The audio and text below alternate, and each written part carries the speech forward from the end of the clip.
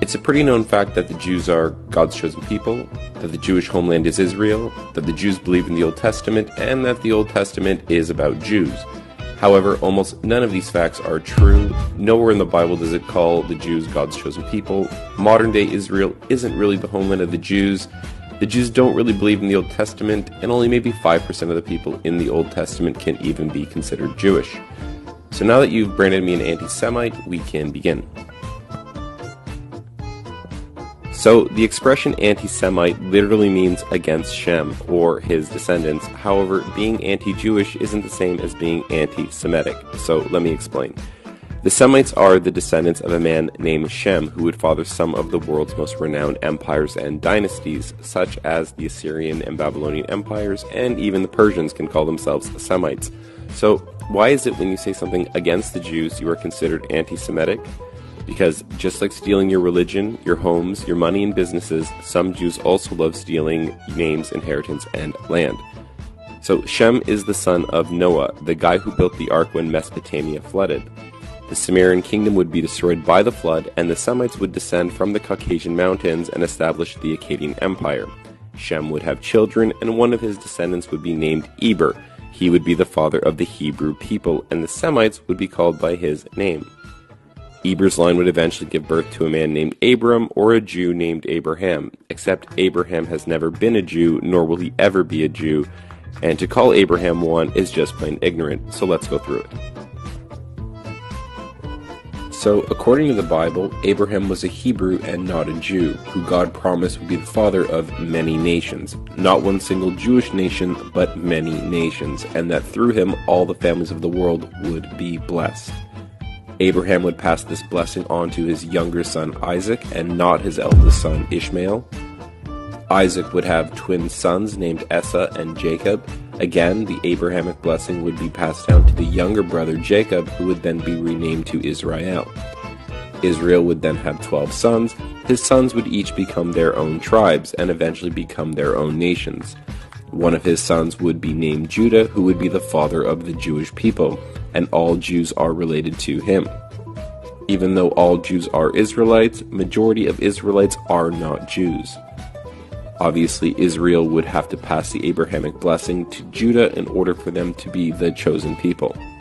Israel would want his favorite son Joseph to inherit the Abrahamic blessing.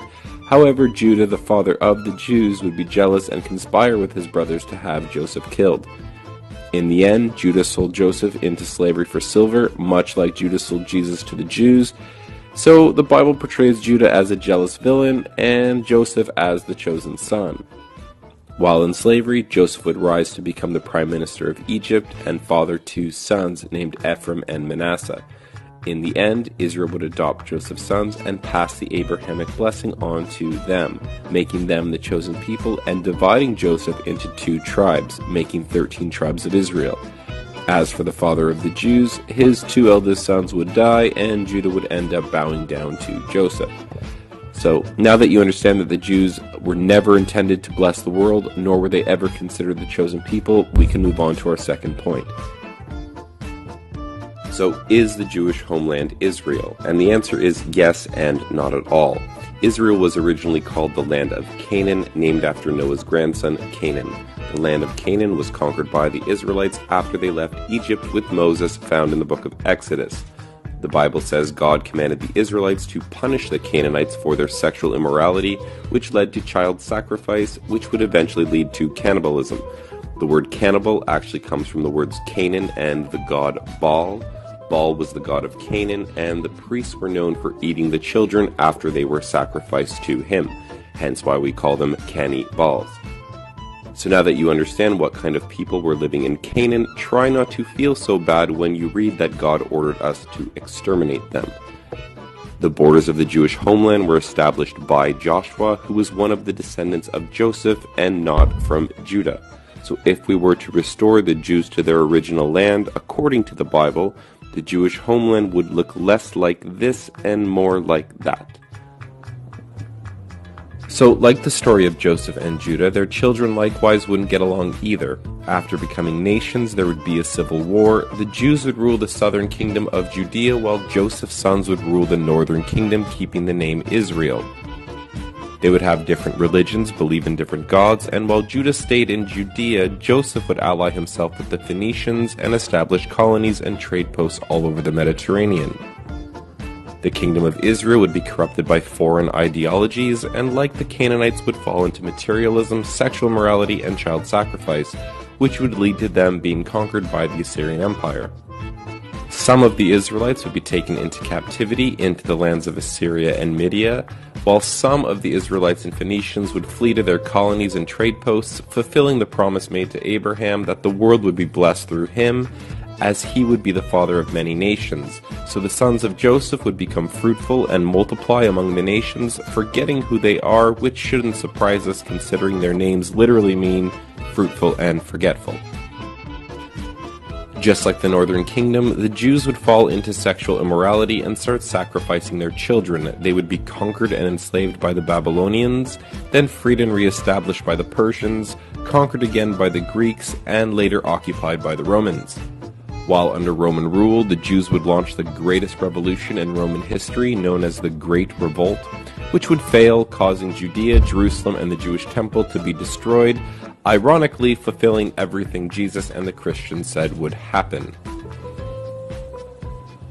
The Jews, not being satisfied with losing their temple and homeland, would stab the Romans in the back by launching 2 more rebellions, killing over 500,000 Greeks and Romans. God would bless the chosen people with 2 more humiliating defeats, along with a banishment from the land, causing Judea to be renamed to Syria Palestinia. So the reason the Jews have been able to take Palestine really rests on the fact that they've stolen the name Israel and have convinced the Christian West that they are the chosen people and that they alone are Israel. But once putting things into perspective, we see that just isn't true. Which brings us to our third point. Do the Jews believe in the Old Testament? The answer is kind of and not really. While waving around the Old Testament as if they believe in it, the Jews actually have secondary books that they consider just as important, the main book being called the Talmud. To explain the Talmud, we have to understand some basic Jewish Roman history, going back to Emperor Claudius, who, like Emperor Tiberius, tried to ban the Jews from Rome after branding them aggressive troublemakers. Sadly, Emperor Claudius didn't understand how to play the Game of Thrones and ended up mysteriously being killed. His successor, Emperor Nero, would lift the Jewish ban, which shouldn't surprise us considering the Talmud says he was a Jewish convert. Nero and his Jews would engage in some of the most barbaric acts known to man. Just to give you an idea of how crazy this pro-Jewish Roman emperor was, Nero burned down Rome and blamed it on the Christians, causing them to be tortured and killed in the worst ways imaginable. He murdered his entire family, then kicked his pregnant wife and unborn child to death, and then castrated a young boy named Sporus and forced him to dress like the wife who he had just murdered.